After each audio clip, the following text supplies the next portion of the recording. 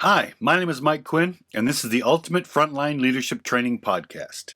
Now, today we're going to take a look at something that I'm seeing a lot of managers do. They walk in, they're very confident, they've been managing for a little while, so they think they've got it down pretty good. They look at a situation, immediately size it up, and immediately start barking out answers on what to do. Well, this can be extremely problematic because just by taking a look at something very quickly, like taking a snapshot of a situation, you could be completely misdiagnosing the situation. Like what happened to me a few weeks ago.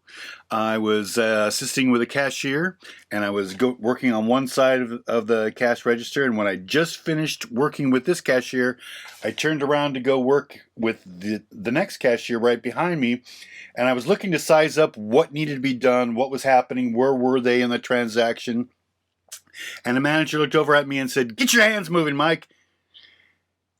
But if I would have done that, I could have been mixing items that were not scanned with items that have been scanned, and then we would have had to void the transaction and start all over again. That would not have sped anything up. So for me to assess the situation and figure out where I was needed and how I could help was a much better reaction than just turning around and just started shoving things into a basket, not knowing if that's what I should be doing or not.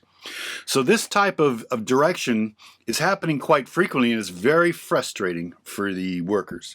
And so for everybody out there, how many times have you been reprimanded for behavior you weren't guilty of just because a manager briefly looked at a situation, made a snap judgment, and decided what needed to be done, and it was not the correct way to proceed in that particular situation? You knew it, but the manager who was reprimanding you didn't know it. Pretty frustrating, isn't it?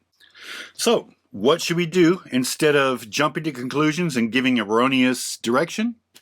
Stop, think, focus on the behavior you want, formulate maybe 3 to 5 different options, decide which one is the best one for this situation, and then act. Now remember, this may sound like a lot, but your brain can process information incredibly fast. It literally takes longer to explain what I'm talking about than it does to actually do it.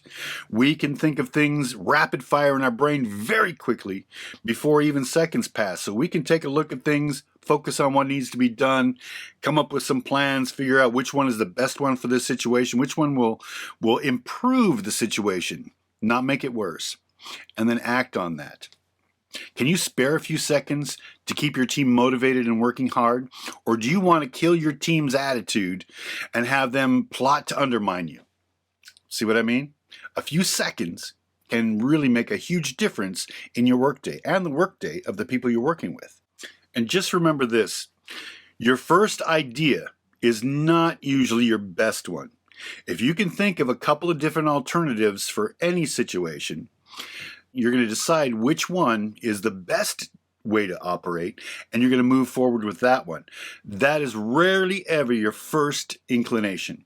Your first inclination right off the bat is an idea that first comes to mind, but it might not be the best for that particular situation or for the people involved. So take just a few seconds, make a more informed decision about what's going on, and then act on that. And always keep this in mind.